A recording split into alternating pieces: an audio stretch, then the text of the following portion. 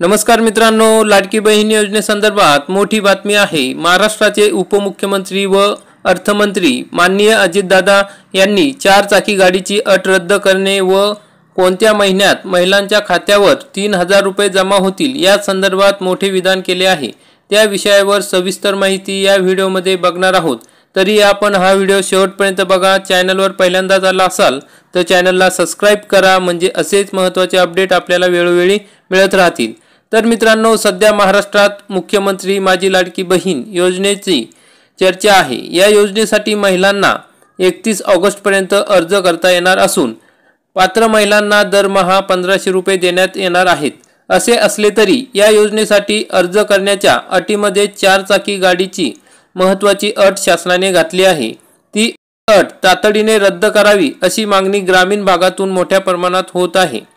दरम्यान महिलांना हा अर्ज भरताना अनेक अडचणींना तोंड द्यावे लागत आहे। म्हणूनच सरकारने या योजनेत आतापर्यंत अनेक वेळा महत्त्वाचे बदल केले आहेत। मग उपमुख्यमंत्री अजित पवार यांनी भर सभेत या योजनेबाबत असाच एक गोंधळ दूर केला। त्यांनी कोणत्या महिलांना योजनेचा लाभ मिळेल याबाबत सांगितले आहे। तर मग अजित पवार सभेत नेमके काय म्हणाले, तर अजित पवार आज म्हणजे 14 जुलै बारामतीच्या दौऱ्यावर होते। आपल्या या दौऱ्यादरम्यान त्यांनी एका सभेला संबोधित केले। भाषणात त्यांनी राज्य सरकारच्या अनेक योजनांचा उल्लेख करत महिला शेतकऱ्यांसाठी सरकार खूप काही करत असल्याचा दावा केला। याच आपल्या भाषणात त्यांनी मुख्यमंत्री लाडकी बहीण योजनेचाही उल्लेख केला। बहीण योजना आणली या योजनेवरून काही विरोधकांनी आमच्यावर टीका केली, परंतु मी त्याला फार महत्त्व दिले नाही। महायुतीच्या वतीने मुख्यमंत्री, उपमुख्यमंत्री किंवा मी असेल, ही योजना आपण प्रभावीपणे राबवू शकतो असा मला विश्वास दिला। या योजनेच्या माध्यमातून मला गरीब महिलेला, मातांना, माझ्या मुलीला मला मदत करायची आहे। या योजनेसाठी आपण 1 जुलैला काम सुरू केलेले आहे। मला उभ्या महाराष्ट्रातील महिलांना सांगायचे आहे की महिलांनी अर्ज करावा, तो वेळेत मंजूर करण्याची काळजी आम्ही घेऊ, असे अजित पवार यांनी सांगितले। ऑगस्ट महिन्यात महिलांच्या खात्यावर 3000 रुपये जमा होणार। मग महिलांनी मला सांगितले की या योजनेसाठी कागदपत्रांमध्ये त्रुटी होत्या। मग सरकारने पिवळे केसरी रेशन कार्ड मंजूर केले। महिलांना त्रास कमी व्हावा यासाठी हा निर्णय घेतला। या योजनेतून साधारण 2.5 कोटी महिलांना प्रत्येक महिन्याला 1500 रुपये मिळतील, अशी माहिती अजित पवार यांनी दिली। तसेच ऑगस्ट महिन्यात रक्षाबंधन आहे। या महिन्यात माझ्या भगिनींच्या खात्यात माझी लाडकी बहीण योजनेचे 3000 रुपये येणार आहेत, अशी घोषणाही त्यांनी केली। तसेच या योजनेसंदर्भातील गोंधळ दूर केला। मला एक महिला विचारत होती की 4 चाकी वाहन असल्यावर या योजनेचा लाभ मिळणार नाही का?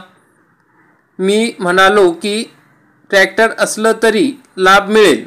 परत ती महिला मला म्हणाली की माझे पती ड्रायव्हर आहेत, ते रात्री गाडी घेऊन घरी येतात, मग ती गाडी आमचीच समजतील, त्यात माझी काय चूक आहे? पण मी तमाम ड्रायव्हर आणि त्यांच्या पत्नींना सांगतो की स्वतःच्या नावावर 4 चाकी असेल तरच या योजनेचा लाभ मिळणार नाही। जे ड्रायव्हर आहेत त्यांच्या पत्नीला या योजनेचा लाभ मिळेल, असे अजित पवार यांनी स्पष्ट केले आहे। तर मित्रांनो, असे असले तरी राज्य सरकारने विधानसभा निवडणुका डोळ्यासमोर ठेवून या योजनेची घोषणा केली आहे। मात्र यामध्ये अनेक जाचक अटीमुळे ग्रामीण भागातील व आर्थिकदृष्ट्या दुर्बल नागरिक यापासून वंचित राहणार आहेत। ग्रामीण भागात शहरातील अनेक बँक व फायनान्सकडून कर्जावर 4 चाकी गाड्या घेतल्या आहेत। काही जण यावर आपला चरितार्थ चालवत आहेत। हे लाभार्थी घरी गाडी असली तरी आर्थिकदृष्ट्या कमकुवत आहेत। त्यांचा रोजीरोटीसाठी प्रश्न आजही गंभीर आहे। त्यामुळे सरकारने या योजनेसाठी 4 चाकी गाडीची अट रद्द करावी, अशी मागणी लाडक्या बहिणींकडून होत आहे।